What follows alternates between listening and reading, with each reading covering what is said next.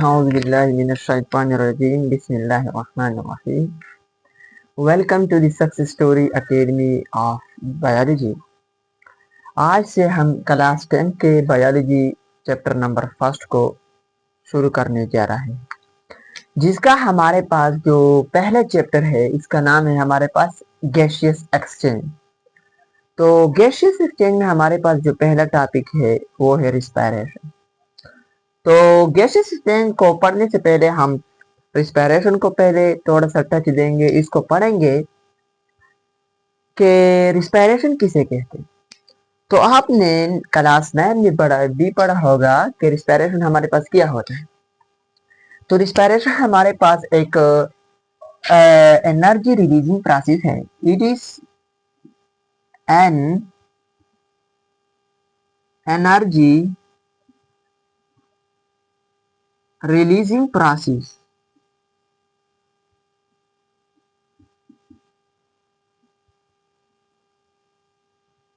तो ये हमारे पास क्या है, एक एनर्जी रिलीजिंग प्रोसेस है, यानी कि इसमें हमारे पास क्या होता है, हमारे पास एनर्जी रिलीज होता है। ये रिस्पायरेशन हमारे पास क्या देता है, हमें एनर्जी देता है। ठीक है। दूसरा जो है ये हमारे पास एक तो हमारे पास ये एनर्जी रिलीजिंग प्रोसेस है, और ये जो हमारे पास रिस्पायरेशन होता है ये हमारे पास कहाँ पर होता है, इट इज सेलुलर प्रोसेस, यानी कि ये हमारे पास सेलुलर प्रोसेस का मतलब यहाँ पर ये है कि ये हमारे पास कहाँ पर होता है, सेल के अंदर होते हैं। अब इसके डिफिनीशन की तरफ जाते हैं कि इसका हमारे पास डिफिनीशन क्या होगा।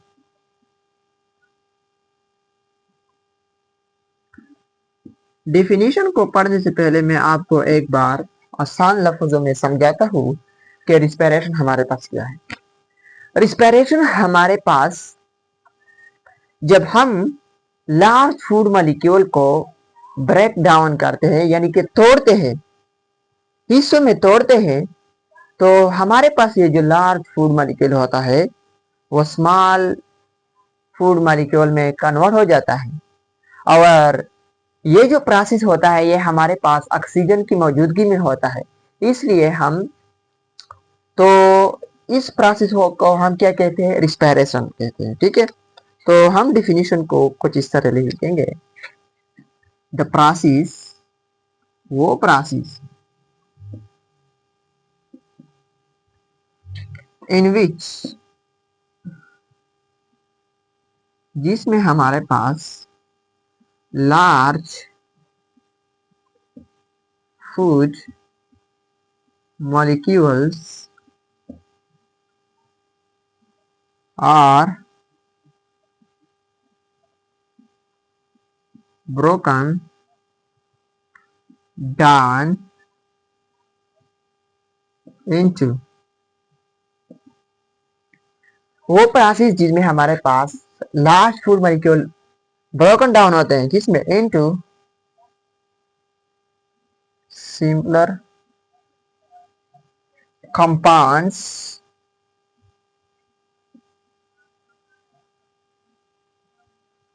like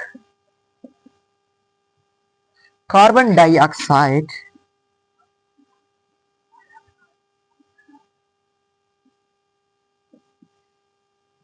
जिस तरह हमारे पास कार्बन डाइऑक्साइड है, like carbon dioxide and water. और इसके साथ साथ हमने यहाँ पर पढ़ा कि ये क्या है, हमारे पास एक एनर्जी रिलीजिंग प्रोसेस है, तो हमारे पास यहाँ पर क्या पैदा होगा, एनर्जी भी पैदा होगा। एंड वाटर विद द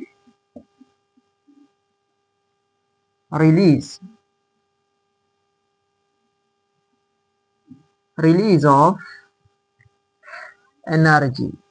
ठीक है। तो ये हमारे पास क्या है, the process in which large food molecules, ये लार्ज फूड मॉलिक्यूल से हमारे पास क्या मुराद है, लाइक एग्जाम्पल में हम क्या लिख सकते हैं, एग्जाम्पल में हम लिख सकते हैं glucose. are broken down into simpler compound like carbon dioxide and water with the release of energy। तो ये हमारे पास तीन चीजें देता है। क्या देता है? एक तो हमारे पास कार्बन डाइऑक्साइड देता है, दूसरा एक ये हुआ, दूसरा हमारे पास वाटर देता है, और तीसरा हमारे पास जो मेन चीज है, जो हमारा एम है, वो क्या है? एनर्जी। वो हमें क्या देता है? एनर्जी देता है। ठीक है। अब ये रिएक्शन किस तरह होता है, तो इस रिएक्शन को थोड़ा सा यहाँ पर लिखते हैं, यहाँ पर लिखेंगे। ठीक है। यहाँ पर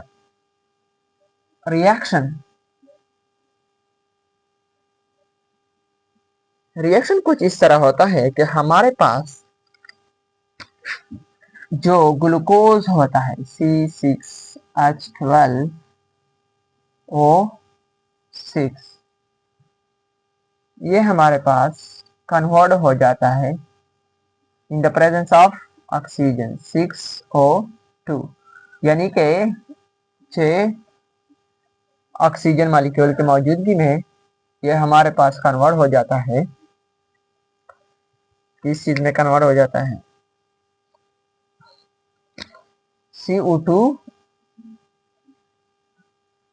प्लस H2O, और इसके साथ साथ हमारे पास एनर्जी देता है एटीपी के फॉर्म में, एडिनोसिन ट्राइफॉस्फेट के फॉर्म में। ठीक है।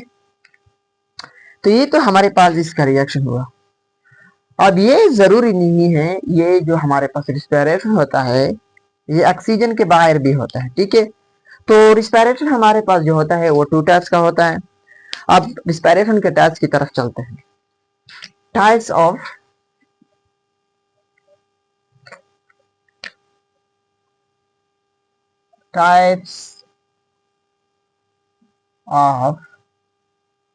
रिस्पायरेशन। आप जानते हैं कि रिस्पायरेशन का जो है हमारे पास 2 टाइप्स होता है। जो पहला टाइप है इसको हम कहते हैं एरोबिक रिस्पायरेशन। एरोबिक नाम से जाहिर है कि ये रिएक्शन जो होगा ये in the presence of oxygen में होगा। ठीक है। यानी कि ऑक्सीजन की मौजूदगी में यह रिएक्शन हमारे पास होगा। तो हम लिख सकते हैं इसका डेफिनेशन, हम लिख सकते हैं कि डेफिनेशन जो होगा वो किस तरह होगा?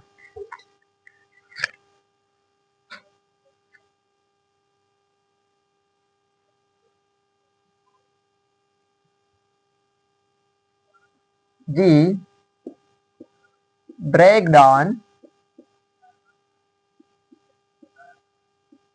of food molecules, the breakdown of food molecule and the presence of oxygen, oxygen की मौजूदगी में। The breakdown of food molecule in the presence of the oxygen is called, इसको हम क्या बोलेंगे? Aerobic respiration. इसको हम एरोबिक रिस्पायरेशन बोलेंगे।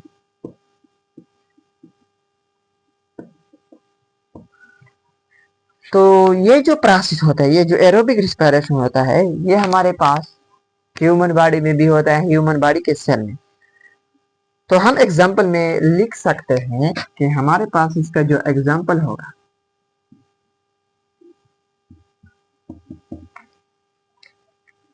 Respiration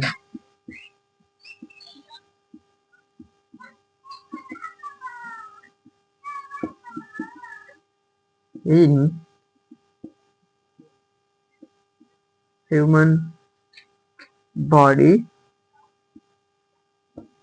cell. Human body cell में जो रिस्पायरेशन होता है वो हमारे पास एरोबिक रिस्पायरेशन होता है। ठीक है। ये जो रिस्पायरेशन है ये हमारे पास क्या है? Aerobic respiration. दूसरा जो इसका टाइप्स है वो है anaerobic respiration.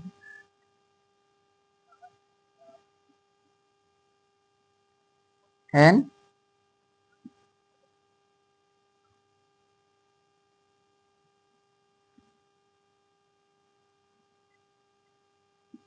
Anaerobic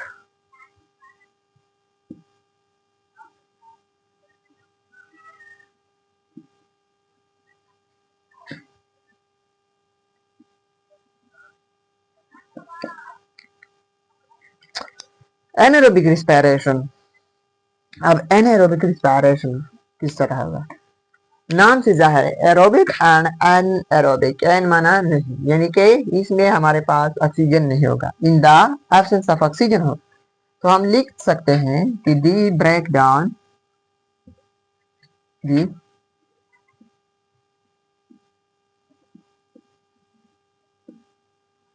of food molecules in the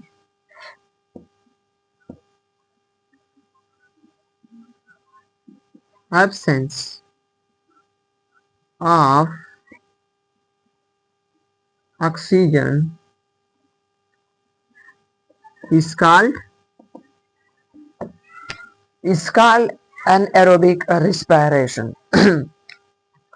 अब इसका जो बेस्ट एग्जांपल है वो है हमारे पास क्या,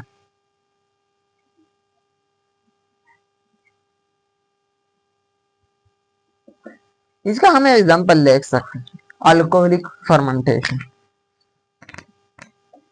अल्कोहलिक अल्कोहलिक फर्मेंटेशन, इसका हमारे पास क्या है, बेस्ट एग्जांपल है। अल्कोहलिक फर्मेंटेशन जो है होता है, ये हम जो है बेकरियों में इस्तेमाल करते हैं, किस लिए? डबल रोटी के लिए हम ये इस्तेमाल करते हैं, ठीक है। तो डिटेल में नहीं जाते हैं कि अल्कोहलिक फर्मेंटेशन किसे कहते हैं, ना ये तो बाद में आ सकता है, तो हम वहां पर इसे इंशाल्लाह डिटेल से पढ़ेंगे कि what is alcoholic fermentation.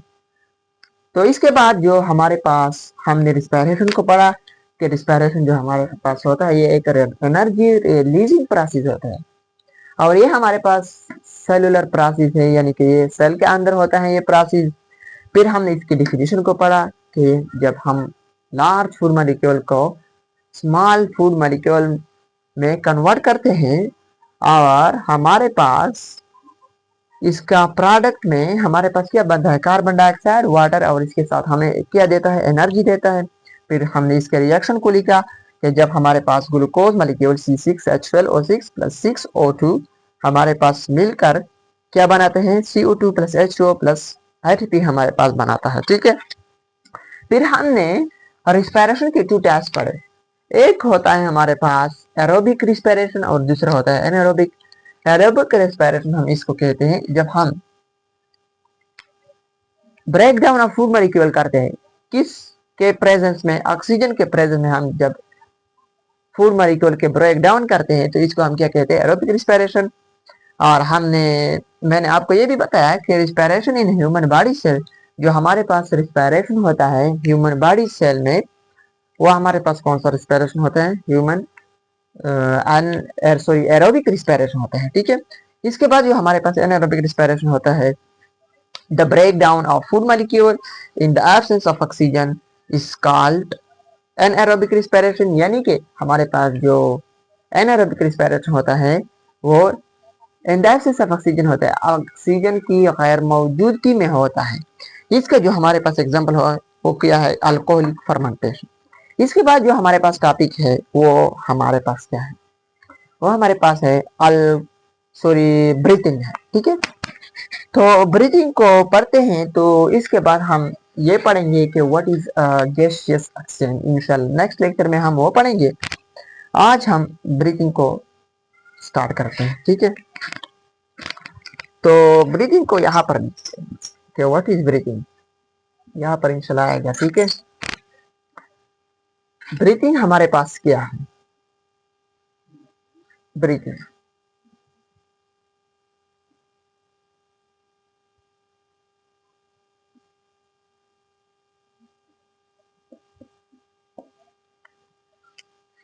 Breathing. Breathing हम उर्दू में सांस लेने को क्या कहते हैं? ब्रीथिंग कहते हैं। यानी कि सांस लेने और सांस को बाहर करने को क्या कहते हैं? ब्रीथिंग कहते हैं। तो हम लिख सकते हैं कि the intake and outtake of air is called breathing। तो इसको हम क्या कहते हैं? ब्रीथिंग। तो ब्रीथिंग हम क्या कहते हैं? किसे कहते हैं? जब हम हवा को अंदर लेते हैं और बाहर निकालते हैं, इसको ब्रीथिंग कहते हैं। अब इनटेक को हम साइंस में एक वर्ड इस्तेमाल करते हैं जिसे हम कहते हैं इनहेलेशन, और आउटटेक को हम एक और वर्ड इस्तेमाल करते हैं जिसको हम कहते हैं एक्सहेलेशन। तो इसका हम जो दूसरा तारीफ करेंगे वो किस तरह करेंगे? इसका जो दूसरा तारीफ होगा वो होगा कि दी इनहेलेशन इनके इनका मतलब क्या है? Inside. Inhalation and exhalation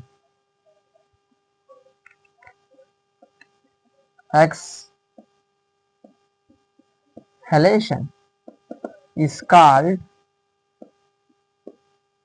what? is called breathing। ठीक है, तो इसको हम क्या कहते हैं? ब्रीथिंग कहते हैं। Inhalation and exhalation is called breathing. अब इनहेलेशन किसे कहते हैं? यहाँ पर हम लिखेंगे कि व्हाट इज इनहेलेशन। इनहेलेशन का यहाँ इनहेलेशन से क्या मुराद है? The intake of air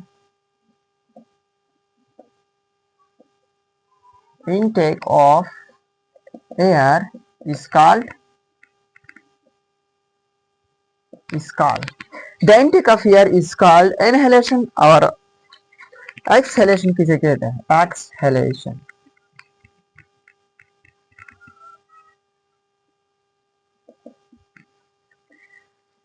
the outtake of air, हवा को बाहर निकालने के अमल को हम क्या कहेंगे?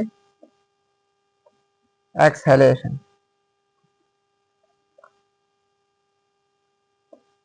is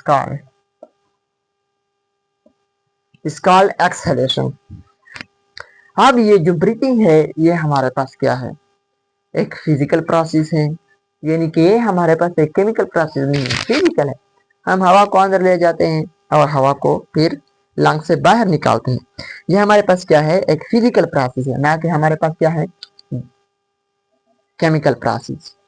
अब जो हम ब्रीथिंग करते हैं इसका जो मेन एम है वो क्या है? हमारे पास ये है कि हम ऑक्सीजन को ले, क्योंकि ऑक्सीजन को हमारे पास क्या है? हमारे बॉडी को जरूरत है। क्यों? क्योंकि हम रिस्पिरेशन के जरिए हम फूड मॉलिक्यूल को क्या करते हैं? ब्रेकन डाउन करते हैं, और ब्रेकन डाउन जब हम फूड मॉलिक्यूल को ब्रेक डाउन करते हैं तो ये हमारे पास क्या देता है? हमें एनर्जी देता है। और इस एनर्जी के लिए हमारे पास क्या, किस चीज की जरूरत है? ऑक्सीजन की जरूरत है। तो ऑक्सीजन हम कहाँ से लेते हैं? ब्रीथिंग के जरिए एनवायरनमेंट से हम ऑक्सीजन लेते हैं। और इसके साथ साथ हम जब ऑक्सीजन लेते हैं तो कार्बन डाइऑक्साइड को क्या करते हैं? बाहर निकालते हैं। ब्रीथिंग के जरिए हम बाहर निकालते हैं, यानी कि एक्सहेलेशन के जरिए हम बाहर निकालते हैं। और कार्बन डाइऑक्साइड क्या होता है? हमारे बॉडी में प्रोड्यूस होता है। तो यहाँ पर इस रिएक्शन में अगर आप देखें रिस्पायरेशन में, तो हमारे पास क्या रिस्पायरेशन में हमारे पास क्या प्रोड्यूस होता है? कार्बन डाइऑक्साइड हमारे पास प्रोड्यूस होता है, और ये कार्बन डाइऑक्साइड हम ब्रीथिंग के जरिए बाहर निकालते हैं। ठीक है, तो इस पॉइंट्स को हम यहाँ पर नोट करेंगे कि ब्रीथिंग किस लिए हमारे लिए क्यों इंपॉर्टेंट है ब्रीथिंग। ठीक है,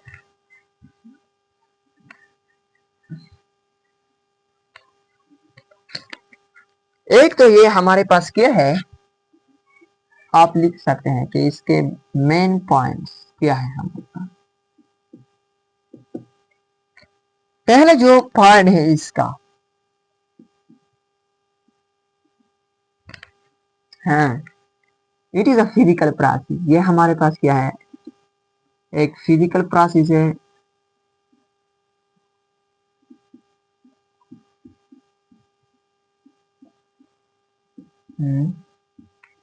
दूसरे जो हमारे पास ये है,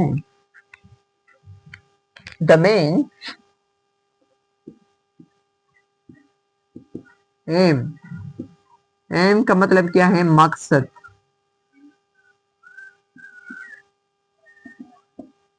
इसका जो मेन मकसद है वो क्या है, the main M of breathing is to take oxygen from कहाँ से, environment,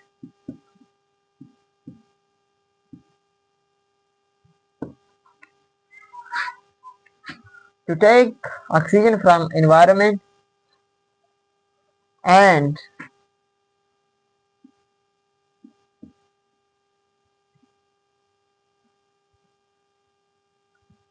release carbon dioxide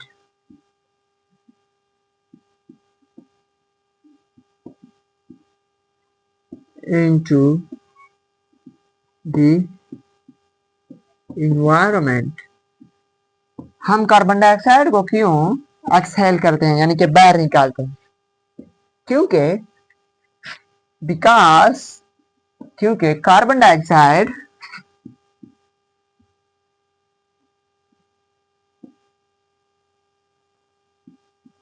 is toxic to our body। क्योंकि हमारे पास जो कार्बन डाइऑक्साइड है वो क्या है, टॉक्सिक है, हमारे बॉडी को क्या देता है, नुकसान देता है, ठीक है। तो इसलिए हम कार्बन डाइऑक्साइड को बाहर निकालते। इंशाल्लाह हम गैसेस एक्सचेंज के टॉपिक में हम ये पढ़ेंगे कि हमारे पास कार्बन डाइऑक्साइड कहाँ से आता है, लंग्स को कहाँ से आता है, और फिर लंग के कौन से हिस्से में आता है, ठीक है। और फिर हम ऑक्सीजन को कैसे इनहेल करते हैं और लंग में वो किस तरफ जाता है, कहाँ जाता है। तो ये सारी डिटेल इंशाल्लाह गैसेस एक्सचेंज के टॉपिक में पढ़ेंगे, और ये जो टॉपिक होगा इंशाल्लाह वो हम कल डिस्कस करेंगे। तो हमने आज रिस्पिरेशन और ब्रीथिंग को पढ़ा, और ये एक क्वेश्चन भी है कि what is the main difference between breathing and respiration. Breathing और रिस्पिरेशन में क्या फर्क है, इसको भी हम इंशाल्लाह, इस टॉपिक को भी इंशाल्लाह कल पढ़ेंगे कि the difference between breathing and respiration. और इसके साथ साथ हम क्या पढ़ेंगे, गैसेस एक्सचेंज भी पढ़ेंगे। तो आज के लिए इतना काफी है, इंशाल्लाह मिलते हैं नेक्स्ट लेक्चर में।